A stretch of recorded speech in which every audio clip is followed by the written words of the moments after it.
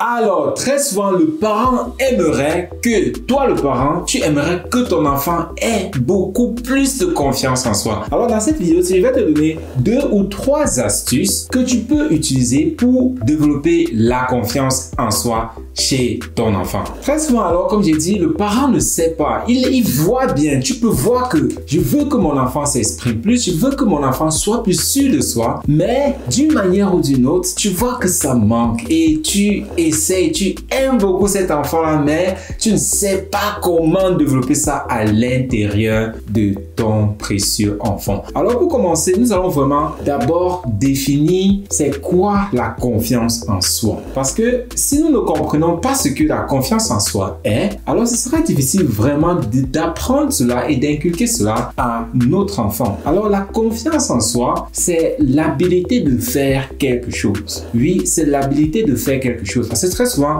nous voyons et comprenons la confiance en soi juste comme un ressenti. Oui, il y a aussi un certain ressenti derrière cela, mais le plus important, c'est ton habilité, c'est ta capacité à faire quelque chose. Donc, déjà, si tu aimerais que ton enfant ait plus confiance en soi, déjà de 1, tu dois commencer à développer encore plus ses connaissances. Parce que plus nous avons une certaine connaissance, plus nous avons un meilleur vocabulaire et plus nous avons une certaine confiance en nous parce que nous savons que nous pouvons faire quelque chose. Et c'est là très souvent que naît la confiance en soi. Parce que toi, par exemple, qui regarde cette vidéo, je parie que tu as confiance en toi, que tu peux marcher. Pourquoi? Parce que tu peux marcher. Par conséquent, tu as confiance en toi que tu peux marcher. Tu peux peut-être faire la cuisine et là, tu as confiance en toi que tu peux le faire. Donc, la confiance en soi, c'est quelque chose qui commence aussi déjà avec le vocabulaire et plus précisément encore la connaissance. Donc, plus nous avons une connaissance développée, plus nous avons un vocabulaire large,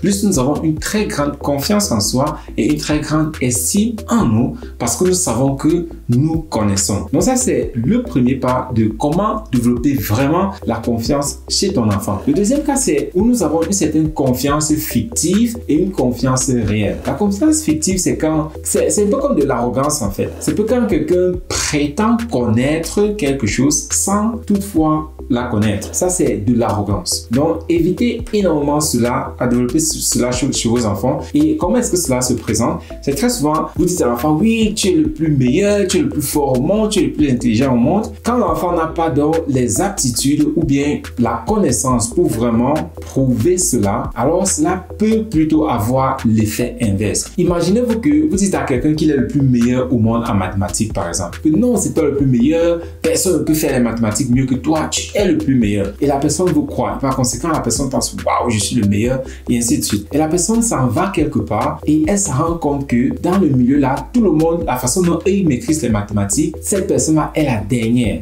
sur la liste. Pouvez-vous comprendre que ça va énormément choquer cette personne-là parce qu'elle va se dire, mais attends, quelque chose ne tient pas. J'ai toujours pensé, on m'a toujours dit que j'étais le meilleur dans tout le monde entier. Aujourd'hui, me voici dans un milieu, tout le monde connaît les mathématiques mieux que moi. Donc, cela va énormément détruire la stabilité de l'enfant. C'est pas que ça va détruire la personne parce qu'elle a un niveau limité, mais c'est juste à cause de la croyance qu'on a donnée à cette personne-là qu'elle est la meilleure au monde, qu'il n'y a personne qui peut faire ça mieux qu'elle. C'est ça le problème. Ce n'est pas que cette personne-là est vraiment meilleure en mathématiques ou pas, mais c'est cette croyance-là que nous avons fait croire à cette personne-là qui est le plus mauvais. Donc, évitez beaucoup cela, ces confiances fictives-là qui ne sont pas réelles. Et aussi, ça va dans le même sens où, quand vous appréciez votre enfant, dites toujours à votre enfant pourquoi est-ce que vous l'appréciez. Quand vous dites, ah ok, est-ce que tu sais que tu es intelligent? L'enfant dit oui. Est-ce que tu vois ta façon de faire, ta façon de raisonner? C'est ça qui fait que tu sois intelligent. De telle sorte que quand l'enfant dit je suis intelligent, que l'enfant comprenne pourquoi. De telle sorte que même si quelqu'un doute de cela, l'enfant peut dire, hey, regarde,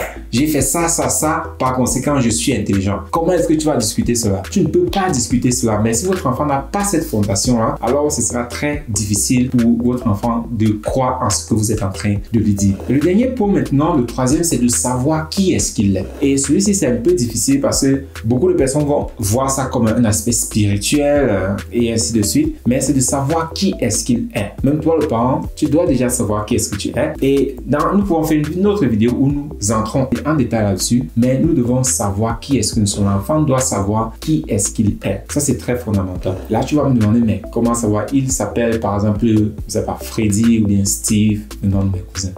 Il s'appelle peut-être comme ça, mais tu vas dire, ouais, c'est son nom. Il pouvait avoir un autre nom. Et si il y a donc ce manque de connaissance de sa propre personne, alors ce sera toujours difficile. Ce sera toujours difficile de vraiment avoir une certaine certitude envers qui est-ce que nous sommes. Donc, c'était voilà les 3 points de comment est-ce que tu peux utiliser pour commencer à développer la confiance chez ton enfant.